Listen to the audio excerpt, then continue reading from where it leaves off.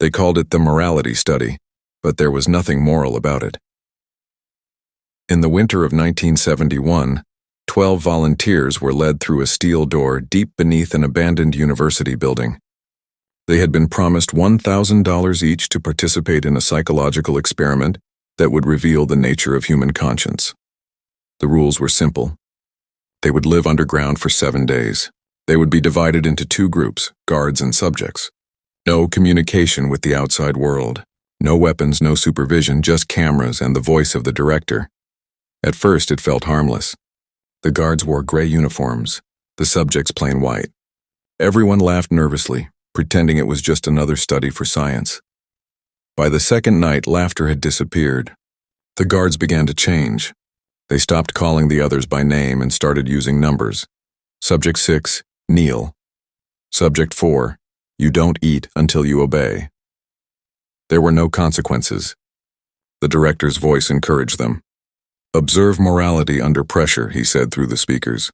You are free from judgment here. By the 3rd day, the first scream echoed through the hall. The guards had locked Subject 9 in a dark cell with no light and no food. When they opened it 6 hours later, he wasn't speaking anymore. He just stared. His eyes looked emptied. Subject 3 begged to leave. The director refused. You agreed to the contract. Freedom is denial. No one slept. The underground lights buzzed non-stop, pale and flickering. One guard, David, began pacing in circles, whispering that someone was watching them from behind the mirrors. Another claimed the cameras had moved on their own. The worst came on the 5th day. A sudden blackout. Total silence. The director's voice stopped. When the emergency lights flickered back, one of the subjects was gone. Just gone. His bed empty, a smear of blood across the floor leading to the vent. Panic spread. The guards tried to open the main door, but it was welded shut. There was no signal, no sound, only the hum of the lights and the smell of something rotting near the vents. Subject 6 began to cry, whispering that he saw someone crawling in the darkness. Not human, he said. It's wearing our faces. By the 6th day, the group had fractured. Guards now hunted subjects through the hallways, half out of fear, half out of madness. They dragged them into the cells, locking them one by one, claiming, it's part of the test. We need control. But control was already gone. David, the calmest guard, was found sitting in the corner of the surveillance room, eyes open, smiling. The monitors showed the same scene on every screen. A man standing alone in a dark hall. The same man 12 times. Each screen showed him moving closer. By the final morning, there were only 4 people left. No one knew where the director's voice had gone. No food, no exit. Just whispers through the vents, voices that sounded like their own. When rescue teams finally entered the facility on the 8th day, they found the door unsealed, the lights off, and a smell like burnt metal. Only one man survived, Subject 4. He was sitting near the entrance holding a small recorder. His fingernails were torn and he had carved something on the wall behind him. He said morality was just a word. When they pressed play on the recorder, a distorted voice spoke. The experiment is complete.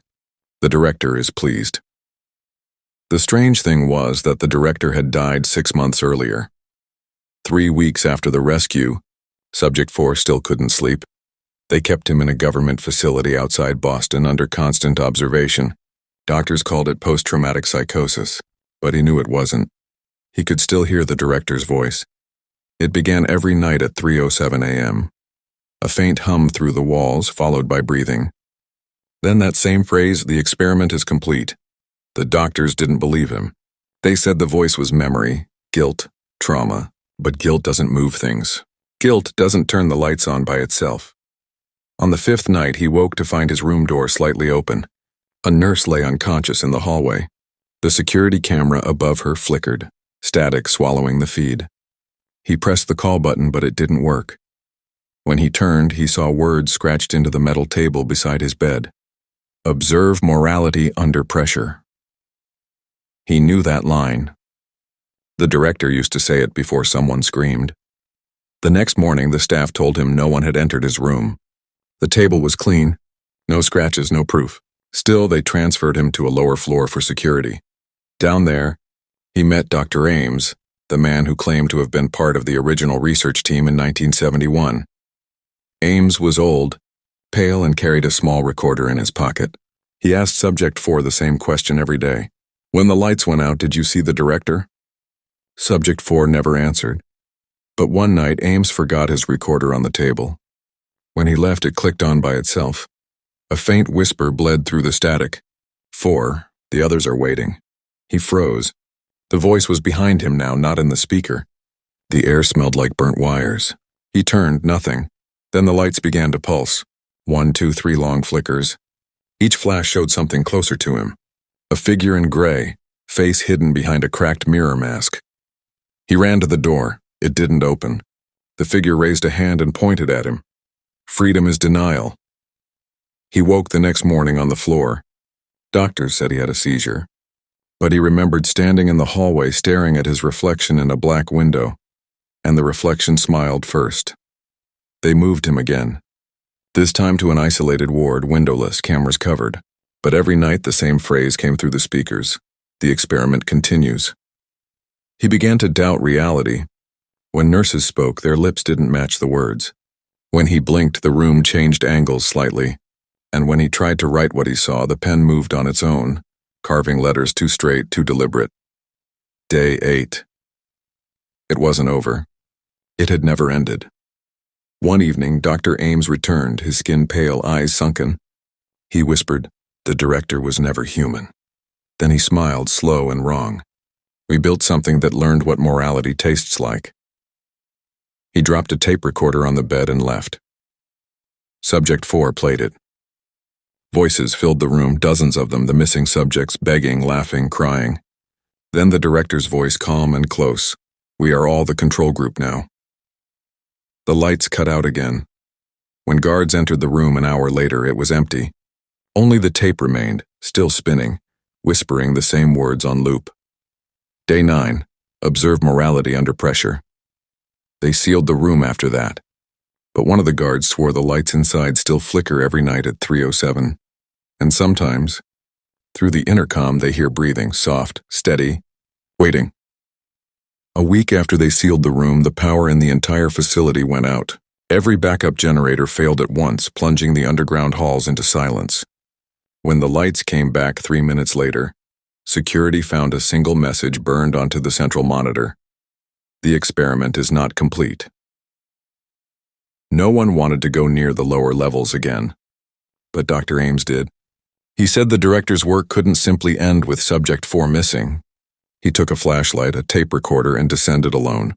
The cameras caught him entering Corridor C at 2:58 a.m. They never recorded him leaving. 2 days later, the tape recorder was found lying in the elevator shaft. When they played it, the first minute was static. Then came the sound of breathing, followed by Ames whispering, "There's light coming from the walls." A pause. "I think they're alive." The recording cut to a distorted voice, half mechanical, half human. Observation resumes. Day 10. After that, the government shut down the building. The survivors were relocated, names changed, records erased. Officially, the morality study never existed. But Subject 4 was not among the dead. 6 months later, strange murders began happening across different states. Victims were found in locked rooms, each with the same phrase carved into the walls. Freedom is denial. Cameras in those areas often malfunctioned at exactly 3:07 a.m. An FBI agent investigating the pattern followed the trail to a storage warehouse in Virginia. Inside, he found a row of mirrors covered with cloth and a single audio recorder on a table. He pressed play. A calm voice spoke. The experiment continues. Control groups established. Footsteps echoed in the recording. A door opened. Then silence. As the agent looked around, the mirrors began to fog from the inside. When he wiped one clear, he didn't see his own reflection. He saw Subject 4 wearing the gray uniform of a guard.